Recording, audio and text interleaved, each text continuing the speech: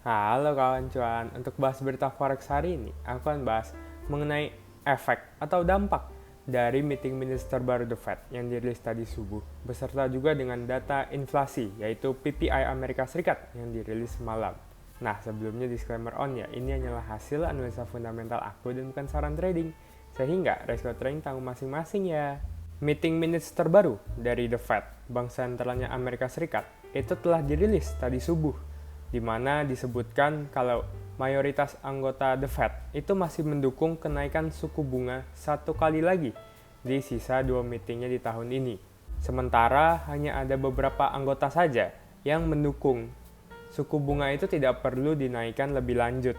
Selain itu, terdapat satu poin yang disepakati semua anggota The Fed di rapat FOMC terakhir ini, di mana mereka sepakat kalau suku bunga akan tetap berada di level yang tinggi, hingga The Fed yakin inflasi itu akan turun ke angka 2%. Secara keseluruhan, meeting minutes yang dirilis tadi subuh ini bisa dikatakan bersifat hawkish, sama seperti nada yang digunakan Jerome Powell, ketuanya The Fed, di perilisan kebijakan moneter terakhirnya.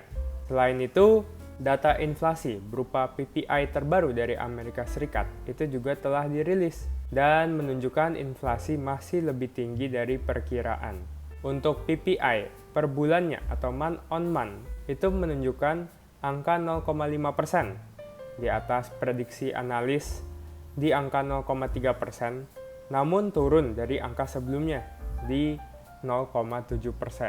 Sementara itu, untuk data core PPI per bulannya atau month on month itu naik ke angka 0,3%, berada di atas prediksi para analis dan juga data sebelumnya di angka 0,2%. Walaupun meeting minutes terbaru itu bersifat hawkish dan data PPI ini menggambarkan inflasi di Amerika Serikat masih sulit turun, adanya pernyataan terbaru dari beberapa pejabat The Fed belakangan ini, seperti yang berasal dari Kaskari dan juga dari Waller, itu mengindikasikan suku bunga The Fed itu kemungkinan dapat ditahan terlebih dahulu saat ini dan tidak perlu dinaikkan lagi, yang memberikan tekanan dovish.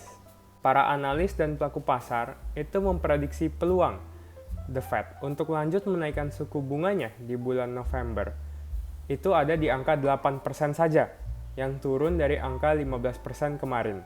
Sementara untuk meeting di bulan Desember, peluang ini turun ke angka 25% dari 26% kemarin.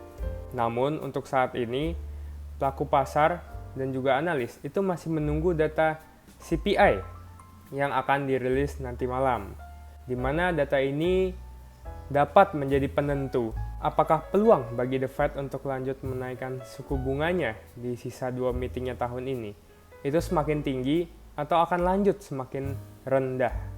Itulah bahas berita forex hari ini kawan cuan.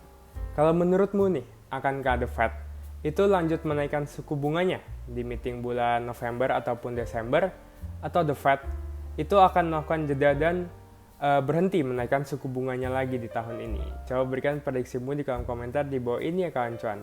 Oh ya, selain itu jangan lupa juga untuk tekan tombol subscribe agar kamu tidak ketinggalan episode bahas berita forex berikutnya.